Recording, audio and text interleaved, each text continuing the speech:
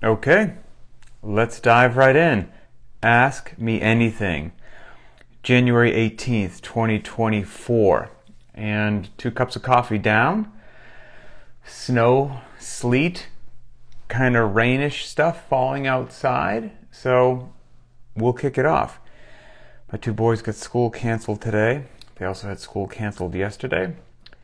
Little girl's daycare was canceled yesterday, so if you can do the math on that, yesterday was not an effective day for work. Hello from Arkansas, right back at you. And luckily the little girl has daycare today, thank goodness, or this AMA would be a lot more challenging. So let's dive right in. Good stuff.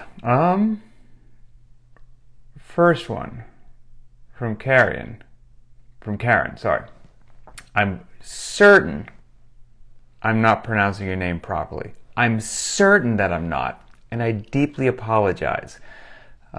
Give me like a phonetic spelling of your name. So here we go. Let's see.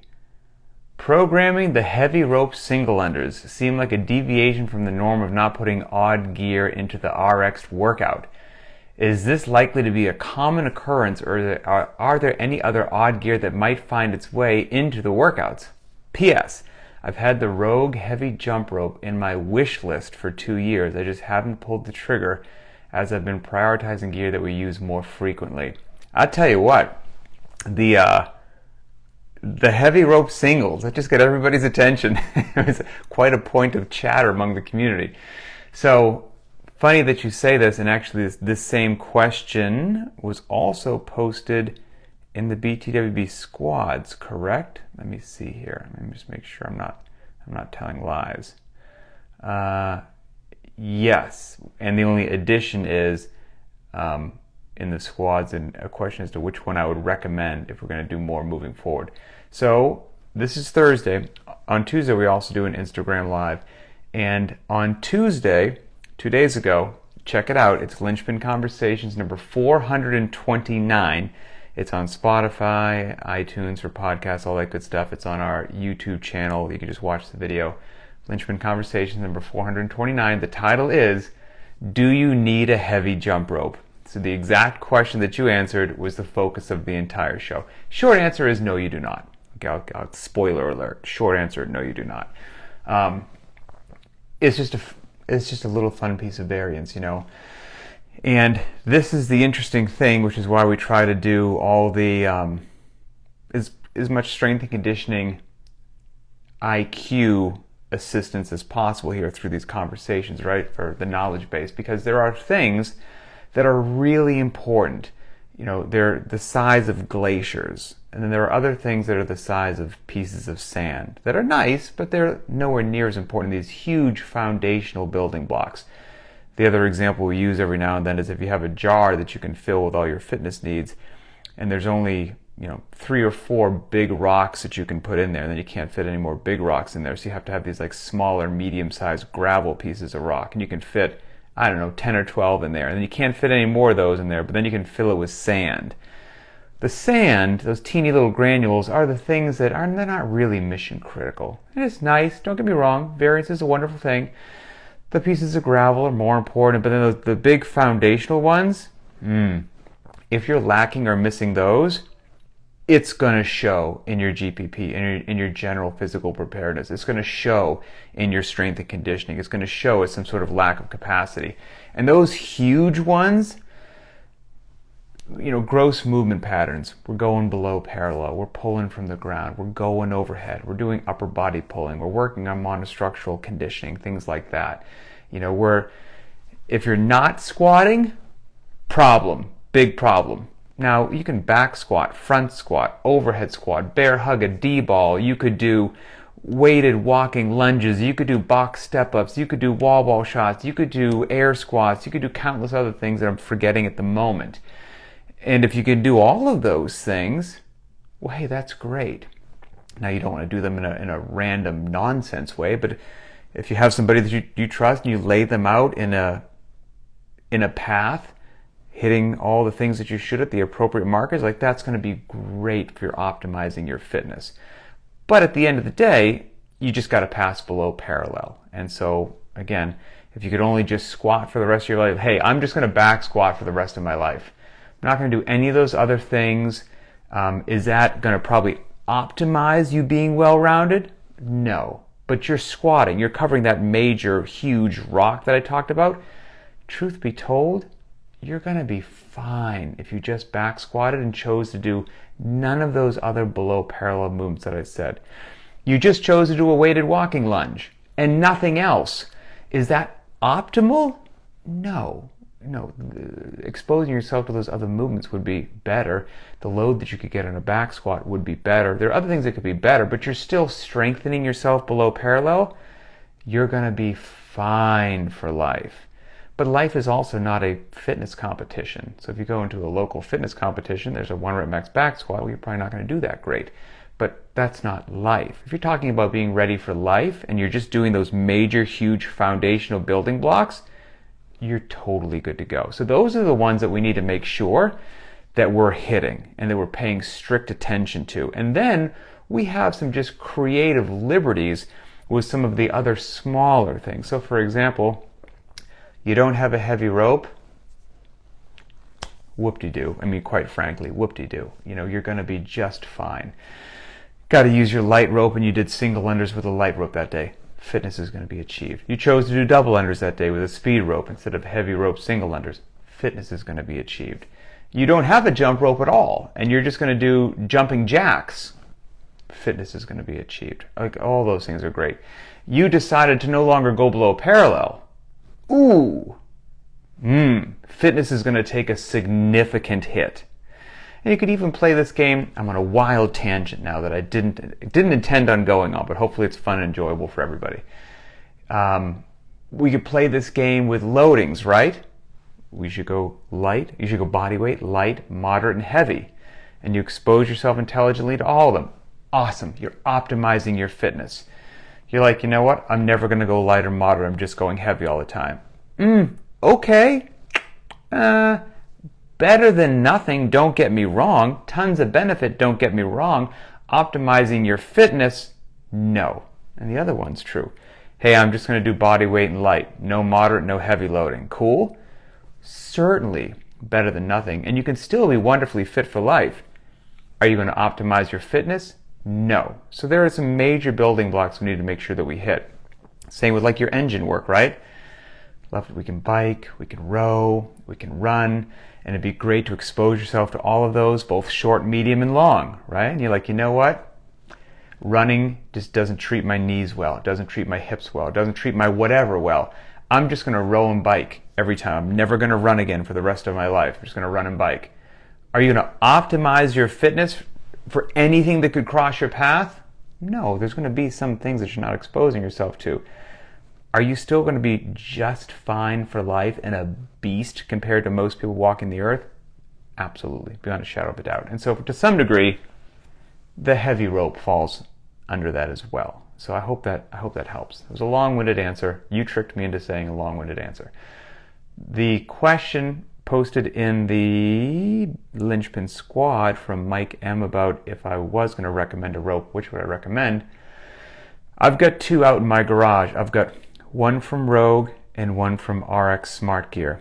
And I love them both, quite frankly. The one from Rogue, I looked it up this morning.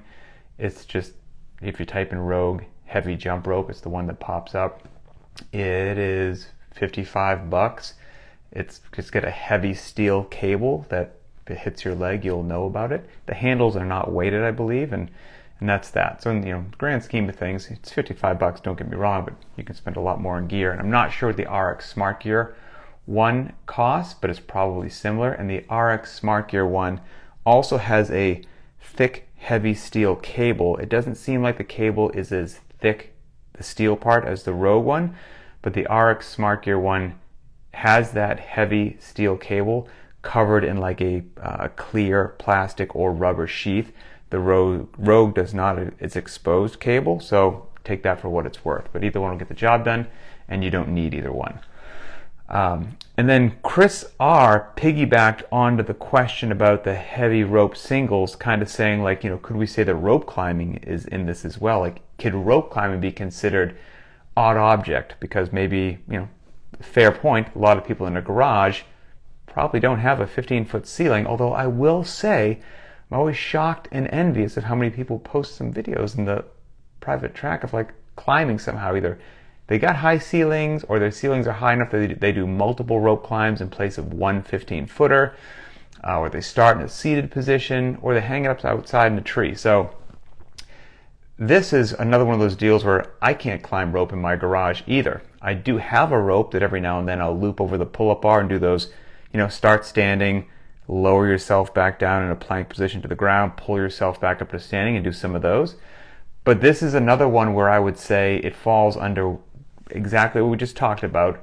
Those big items that we need to make sure that we're covering can be covered a multitude of ways. And if you have the opportunity to do it in a multitude of ways, well, that's just going to be wonderful. Variance is a beautiful thing. Help optimize your fitness. And what I mean by that is an upper body pull. So the rope climb is just an upper body pull. We're assuming that it's also done with your feet, right? So yes.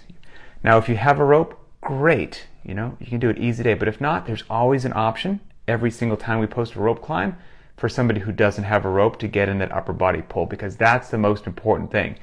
Could you never do a rope climb for the rest of your life and be ferociously fit and capable? Absolutely. Would it be cool to have a rope? Absolutely. Both statements are true. But if you've just got a pull-up bar and you've got and you develop kipping chin over bar pull-ups, strict chin over bar pull-ups, kipping chest to bar pull-ups. Was it yesterday's workout? We ended with, was it 55 strict chest to bar pull-ups? 55 strict chest to bar pull-ups. You develop that upper body pulling capacity, and you got bar muscle ups, and you've got you can do weighted pull-ups. I mean, you've got so many things that you can do. You can be an upper body pulling beast, and you do bar hangs, and you've got grip strength for days. And then on top of that, with that pull-up bar, you're doing toes to bar and knees to elbows, and we even did knees to elbows strict the other day. So you've got the capacity to do all that upper body pulling that I just said. And strict knees to elbows, my friend, even if you don't have a rope in your garage, I'm here to tell you, you have the ability to climb a rope all day long. And if you can't, it's going to be a 10-minute coaching session just to get the technique down of how your arms and legs are going to move in sequence. But you will have the physical capacity to climb that rope, and you'll be zipping up and down that thing. So again, getting back to what is the major thing we need to focus on? That big gross movement pattern that we're doing. And then we have multiple ways in which we can achieve that objective. So I would lump it in there as well. Okay. Next most, I can't say if this is the most uploaded question. I'm just going in order because I think, hello from Pakistan. Hello, Pakistan. Okay, here we go. From Brian T. CrossFitters love talking about their shoes. So I have to ask, do you have a favorite pair or two that covers a wide range of workouts and modalities? Do you have a pair that you favor on heavy days versus a pair you favor on more conditioning type workouts? So, yes, I'm not shoe crazy. Don't get me wrong, I care. But my favorite pair of shoes, and I know that I'm fortunate in this, I work particular events or whatnot, and you get free swag. So my favorite pair of shoes is whichever pair of shoes I received and didn't have to pay for. That's my favorite pair of shoe. So, that's honestly the truth. Shoes are so expensive, it absolutely boggles my mind. I don't know if I've ever actually had a pair of Nike Metcons on my feet. So I can't speak for how those are. I've got a ton of Reeboks in my closet of varying Nano 1 billion, whatever it is that they're on, the TR speeds and all that. I did really like the Nano TR speeds. They were kind of more of a running-ish sort of a shoe, but they still had good stability for doing rope climbs and lifting and all that stuff. I also have a pair of running shoes. I also believe that they are Reeboks, and they're just a very lightweight running shoe. I wouldn't climb ropes with them. They'd probably disintegrate. And I do favor those shoes on pure running days. It absolutely makes me happy wearing those. I would like to get probably not Nikes, not Reeboks, not fill in the blank on whoever shoe is associated with CrossFit, like an actual running shoe. And I don't know if that would be Asics or, how do you say that other one? Saucony, whatever it happens to be. Like, I'm sure they're like an actual just good running shoe, and have those, because they probably are far better for running than any of the other shoes that also tried to make a running shoe and blah blah blah. So no, I don't have like a crazy favorite, but I also have to say I've never had a set of Nike Metcons on my feet, and I've never had a set of Nobles on my feet. I got a lot of free Reeboks, which is why I wear them. And so that's that. Oh, Nick says he used to sell running shoes. Interesting, Nick. Peddling your wares, huh? You used to sell some running shoes. I knew that you were definitely a long-distance runner in your previous life. Now I'm going to get another tangent. I posted this once on Instagram, like when I just snapped a photo after the workout of the day, and I think it was like a photo of the shoes that I wore, these blue Nike running shoes. I think I asked, like, what is your favorite running shoe? And there's a lot of different answers coming back and forth. I'll have to go to my Instagram and try to find this again. But there was one brand that was the overwhelming winner, like beyond a shadow of a doubt. And now my brain is intrigued. I'll have to go back and find that. Okay, let's see. Joseph, will Emily be back on an AMA? Because I have a good question for her. Yes, I need to harass her to get back onto an AMA. So I'll let her know that she has been summoned. Mark S. How has your no processed foods January been going, and how do you navigate diets with your family? Is it all aboard the diet train for family meals, or do you push through these challenges solo? Interesting question. Overwhelmingly, it's going good. But as I've said before, we have a relationship, all of us, right? And my part is to not lie to you and to tell you the truth. And so, there's a Linchpin Lifestyle 2024 challenge happening where we have a non-workout challenge each month for the entire year of 2024, and it's posted for the Linchpin private track on Thursdays and Sundays under what would normally be rest days. You look at that in the app and it tells you the whole year's calendar for the challenges and what we're doing at this point in time. And this one is nutrition based, and you have some leeway into what you want to do. Mine was to avoid all processed food. I've failed at that, quite frankly. I've overwhelmingly been good, but I haven't been perfect. What are we, 18 days in? I've slipped up a couple times, but I've had far more good days than bad, and so it's a win overall. And I don't actually care about being perfect with it, to be honest with you. And so, for example, this weekend, Emily and I just recently celebrated our 7-year wedding anniversary, relatively in the recent past there, a few days ago. And we're going to have a nice little trip this weekend.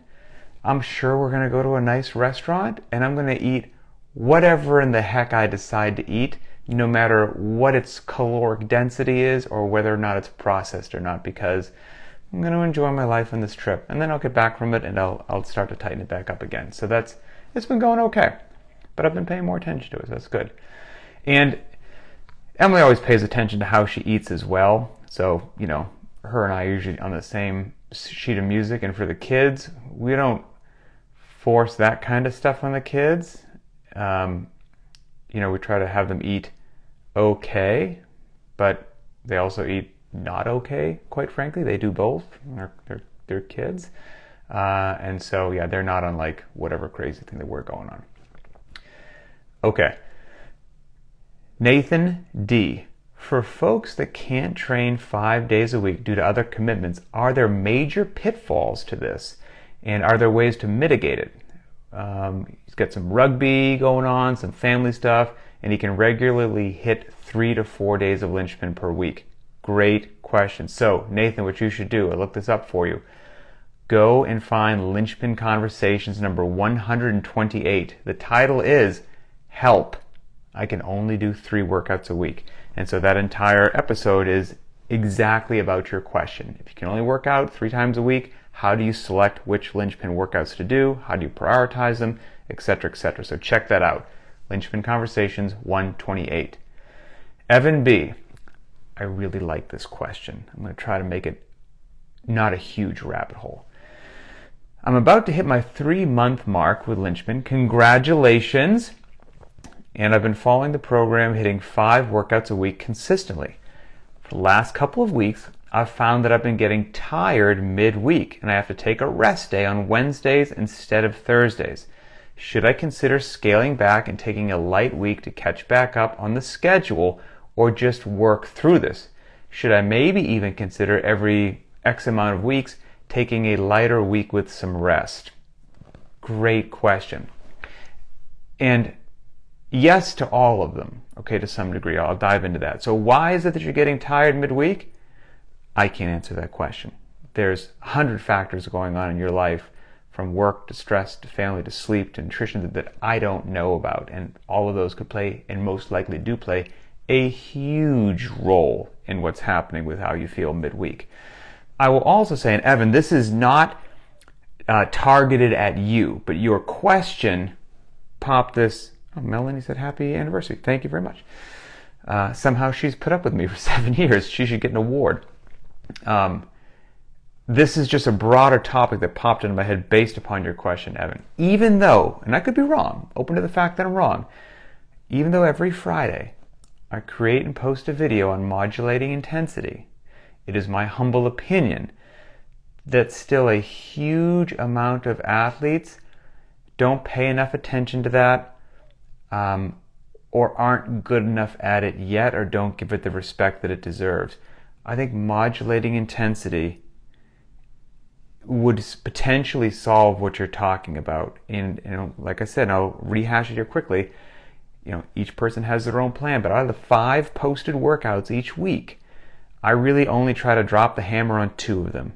2 out of 5, less than half, 40%. Sometimes only 1 out of 5, 20%. So the other 60% or 80% of the workouts, I don't do high intensity, and at least once a week I don't run the clock.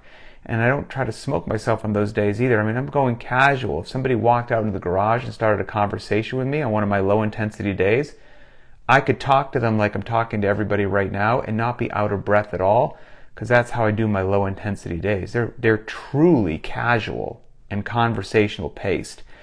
And I think they're mission critical to not burning out and to feeling good. But you've got some options here, right? It just depends upon how much time, thought, and effort you wish to put into it. I think learning to modulate your intensity is absolutely mission critical, and one of the biggest things to you being in the strength and conditioning game for decades and feeling good and not burning out and making gains. So I would recommend that'd be step number 1. I recommend you learn how to modulate your intensity, find what works for you. Do 1 to 2 high intensity workouts a week, and the other 3 or so are moderate and low, and really let that happen. If you don't want to think about that, then, and you're just going to go in there and just get after it every day, then you probably would benefit from just scheduling something, because you don't want to put that weekly modulating intensity thought in. Then you should just say, okay, every 4 weeks, every 6 weeks, I'm going to go into the garage, whatever Pat posts for the scaled version of the workout, every 6 weeks or 4 weeks, whatever that schedule is for you, I do the scaled workout, and I do the scaled workout at low intensity, and I don't even run the clock. I'm just in there moving, and then I pick it right back up the next week. It just depends upon what works best for your personality type, your life, and all that, but there is a way, absolutely, to mitigate that, like for sure. Okay, let's see. Why is this not working for me? Okay, here we go. From Scotty M. Scotty, I saw some strict handstand push-ups from you the other day in the Linchpin private Facebook group, and I was profoundly jealous of your movement. Okay, hey Pat, on the Concept2 Erg data app, did you know that you could create custom workouts and capture a link to share with others? Short answer, no, I did not. That's awesome. I've seen it before where a link can be posted to BTWB, for example, and once clicked, a simple tap on the PM5 will configure everything and you're ready to go. Pretty cool if you've got custom workouts that would require a lot of tapping to get going. Thought it might be useful. Have a great day. That is awesome. And so I'll read the first sentence of that again in case anybody missed it. On the Concept 2, the C2 Erg Data app, you can create custom workouts and capture a link to share it with others. That's really cool. Scotty, thank you. Alex W., 2 more questions. My question is about using an Abmat for sit-ups. I've always used one, but I'm not sure what the main benefit or purpose is. I was just taught this way. At this point, it's much more comfortable than doing sit-ups on the floor. That's true. But is there any advantage to leaving it out for variance? Also, are there other Abmat movements, ab movements that would benefit from or not using the Abmat, using it for V-ups, etc., etc.? Thanks for everything. So the Abmat, I used to give a lecture every weekend about the Abmat sit-up. Let's see if I can just blow the dust out of my mind for this. So if you have somebody who doesn't have an Abmat, this was the thought process behind the Abmat and why it was created and how potentially it would be additive to an athlete. If somebody is going to do a sit-up on the ground, old school sit-up, right? Somebody's like holding your feet, your knees are bent, you know what I mean? And you lay back, your shoulders are on the floor, you're at the bottom of the sit-up. If you looked at somebody from the side, they would have a hole, you could slide your hand under the arch in their back, right? There's a kind of a natural space there. And then if that person was asked to do, let's say, a slow controlled sit-up, you'd see their upper body start to curl up, right? Their abs are contracting. They're going from their trunk, their midline, being in an extended position to trying to flex it, right? So that you can bring your chest up to your knees and do a sit-up.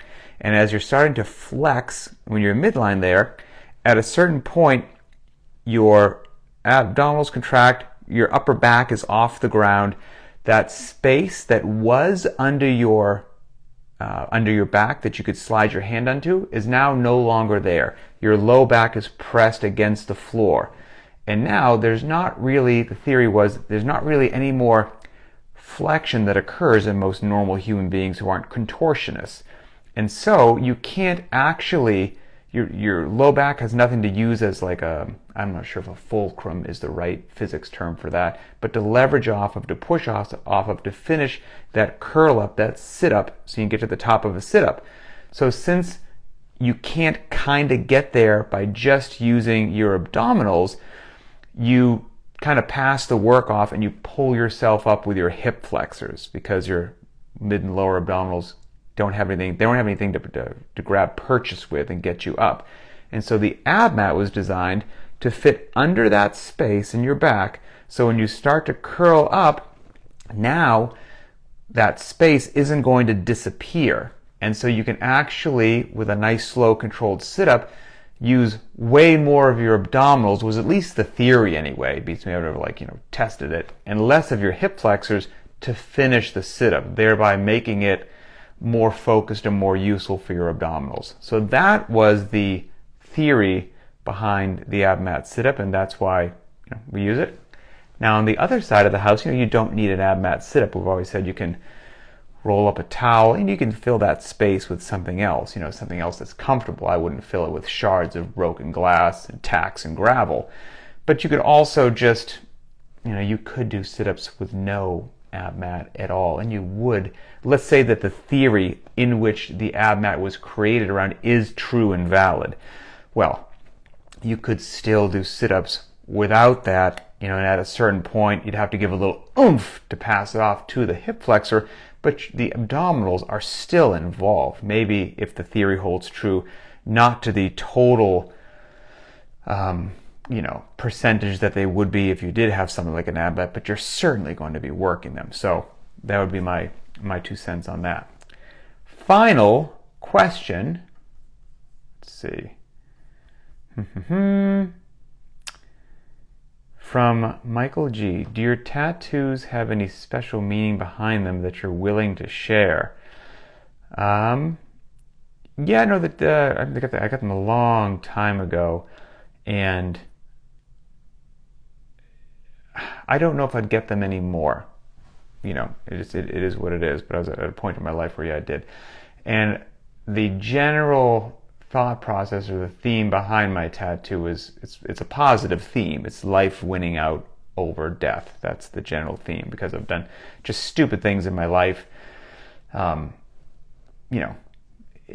I'm very lucky to be here on planet Earth, and I realize that. I take that for granted. For some reason, a knucklehead like me is still allowed to be around, so that's cool. And so it was about, life winning out over death. That's the general theme about it. So even though it might look like it's not a positive tattoo, it is a positive tattoo. So that's it. Okay. All right. That actually is all the topics for today, right? I did not miss any. No. Cool. Well, thank you, everybody. Thanks for being awesome. Thanks for being a part of Linchpin all around the world, for being, united together in eliminating the noise, eliminating the nonsense, and just the marketing and the clickbait and the unnecessary stuff in the world of strength and conditioning or fitness or whatever, and just being a group of people interested in distilling things down to the essentials. What works? What doesn't work? How can we make smart decisions? How can I get fitter, faster, and stronger without doing dumb things to my knees, back, and shoulders, so I'm literally good to go for the rest of my life and not just like in my mid-30s. So, all right, have a great day, and we'll talk later.